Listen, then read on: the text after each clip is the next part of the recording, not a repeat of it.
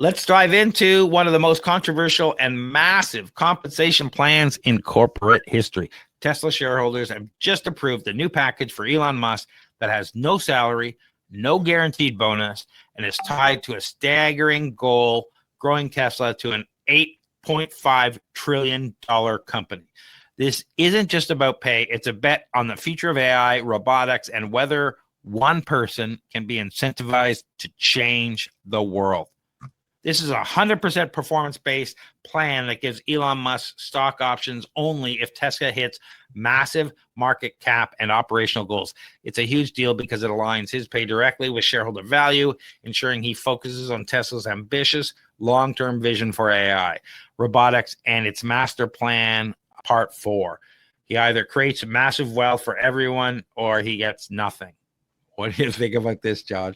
Yeah. So just to kind of how it's going to work is he's going to earn stock grants in 12 separate tranches or portions.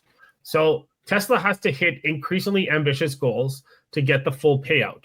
So in order for him to do that, Tesla's value must grow, like you said, from 1.5 trillion to 8.5 trillion, which is essentially a 6x increase. So each tranche requires 2 types of achievement. Okay. It requires market value milestones, which means Tesla becoming worth more, and operational milestones like selling 20 million vehicles annually, deploying 1 million robotaxis, or delivering 1 million Optimus robots. So the company also must achieve massive profit targets, scaling from 50 billion to 400 billion in annual earnings. So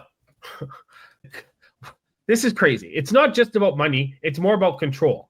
The package would increase Musk's voting power from 13% to 25%, which would give him near total control over Tesla. And so critics are calling it a pay for unchecked power, while supporters say it ensures the world's most valuable CEO stays focused on Tesla instead of his other ventures. Now, the timeline. The thing is that Musk can't sell the stock immediately, and he must remain at Tesla for at least 7.5 years to keep voting rights. So if Tesla hits just the first milestone, which is the $2 trillion market cap, Musk would already earn about $50+ billion. What are your thoughts on this, Craig? I mean, this is going to have his critics screaming and the people who love him saying, yeah, right on. That's the way it should be. And I sit back and they're right about a few things. Yeah. Like, if you want him to focus on Tesla, then having a fully incentivized packages so you're not running off to SpaceX and worry about Mars and worry about the Boring Company and worrying about this and that and the other thing that you're focused here. Well, Twitter and X and what have you, right? All the things. But is it worth $1 trillion?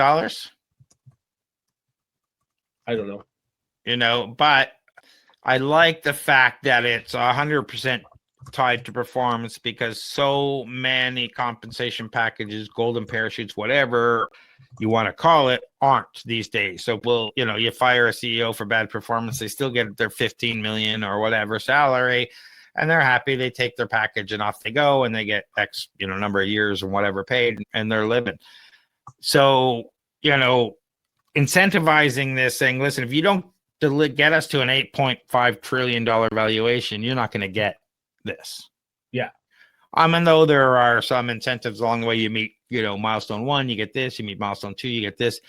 That is standard in the project world for founders. A lot of times you'll start with a base salary of, okay, I only need like $45K to live while I'm doing this. But if I reach my revenue targets and my product release milestones, I'll get bonuses or I'll get salary increases or what have you along the way, because that makes those milestones. So that's not unusual.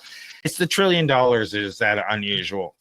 So let's just put that, like, let's bring that down to earth. That $1 trillion value assumes that Tesla achieves maximum performance targets and stock appreciation, right? So that's only if it achieves like the best case scenario.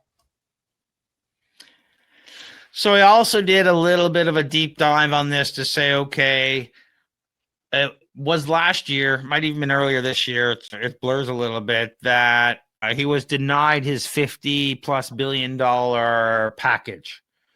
Yeah. It was come due to payment, and the government in one of the states said no.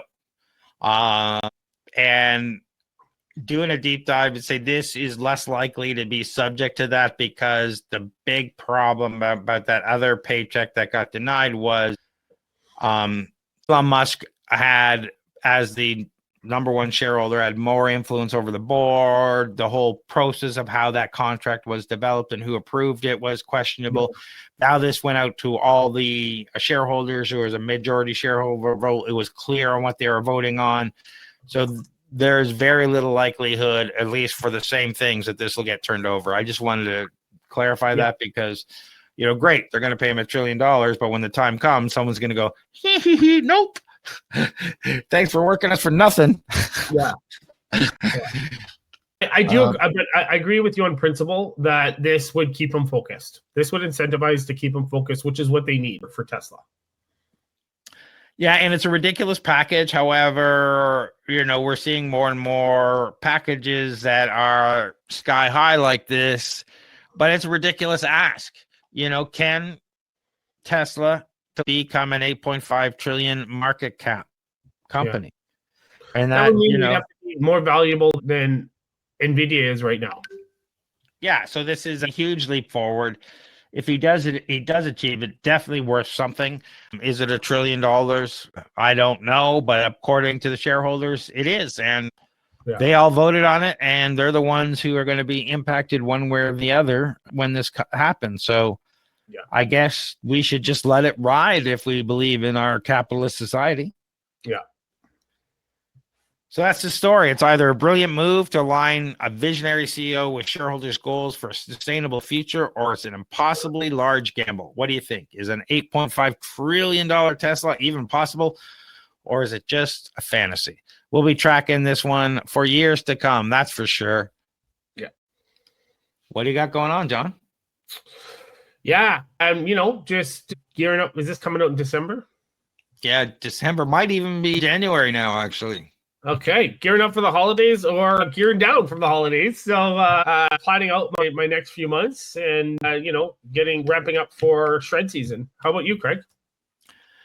Well, we're wrapping up 2025 and planning 2026. So this is probably too late for the Start Investor Drinks and Flowgrammer events in December, but take a look for them in January.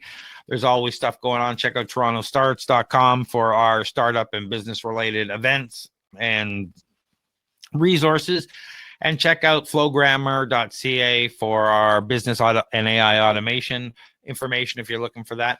And if you're a builder in Toronto and you want to join the Flowgrammer Builders Club, head over to flowgrammers.ca. That website is live now. Go check it out. Join us at our live events. We do online stuff. We do live office hours every week. Go over there and sign up. There's downloaded workflows and tools you can test and play with.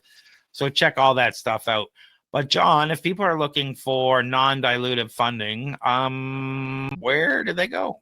Yeah, come find me on LinkedIn. I've got a link. You can book some time with me or send me a message so that we can have a conversation first. But find me on LinkedIn, John Irwin, no H.